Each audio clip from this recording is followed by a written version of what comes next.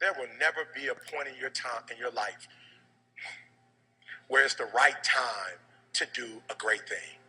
If you're waiting for that perfect moment, that perfect timing, it's not going to happen. You know what you have to do? You have to create the perfect time and the perfect opportunity and the perfect situation. So that a lot of people become comfortable. They stop growing.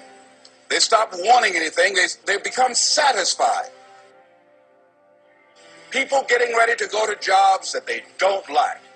Jobs that are making them sick. You see, when you're not pursuing your goal, you are literally committing spiritual suicide.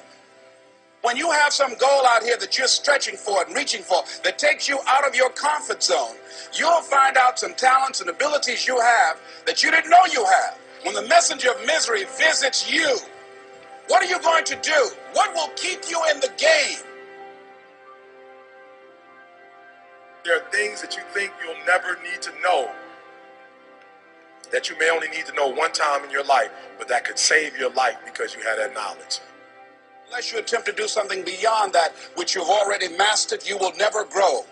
What is it that you looked at some point in time and you decided that you couldn't do it, that you talked yourself out of it?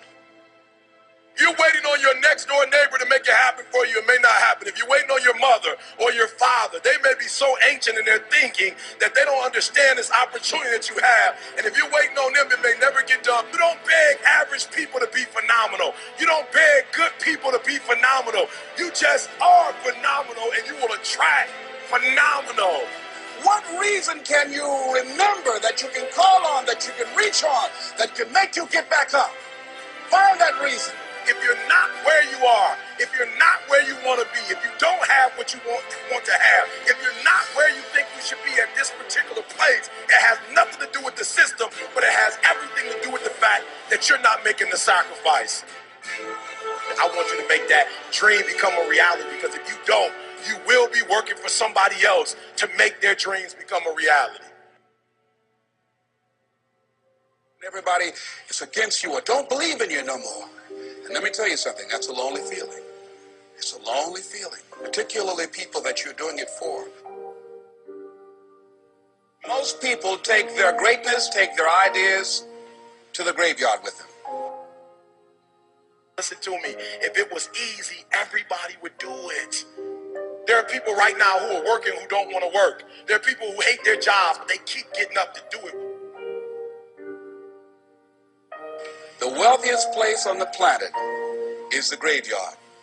Because in the graveyard, we will find inventions that we never, ever were exposed to. Ideas, dreams that never became reality. Hopes and aspirations that were never acted upon. The question is, what are you going to do with your time? What drives you? And greatness is a lot of small things done well.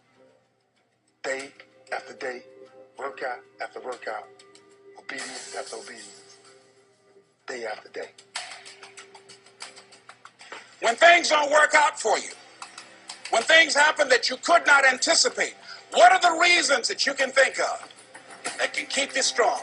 You will never, ever be successful until you turn your pain into greatness, until you allow your pain to push you from where you are to push you to where you need to be. Stop running from your pain and embrace your pain.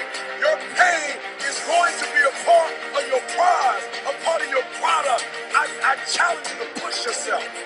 See, it's easy to be on the bottom. It doesn't take any effort to be a loser. It doesn't take any motivation, any drive in order to stay down there on a low level. But it calls on everything in you. You have to harness your will to say, I'm going to challenge myself. I mean that what you did last week don't count. Today is the only important day. There are 86,400 seconds in a day, and how you use those are critical. You got 86,400 today, and what you do today is going to cement who you are. Nobody's going to talk about what you did last week. That the biggest enemy you have to deal with is yourself. There's an old African proverb that says, if there's no enemy within, the enemy outside can do us no harm.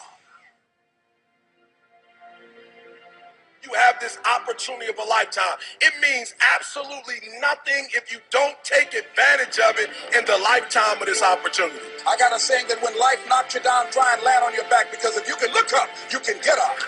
If you want a thing bad enough to go out and fight for, to work day and night for, to give up your time, your peace, and your sleep for, if all that you dream and scheme is about it, and life seems useless and worthless without it. See, it's time now. If you want to make this your decade, you've got to start saying yes to your life. You've got to start saying yes to your dreams, yes to your unfolding future, yes to your potential, as opposed to saying no. When you die, die on E. Leave no dream left behind, God. Leave no opportunity left behind. When you leave this earth, accomplish every single thing you can accomplish. Listen to me, you're going to be here one day, but you'll never get here if you give up, if you give in, if you quit. And finally, guys, you got to want to succeed as bad as you want to breathe.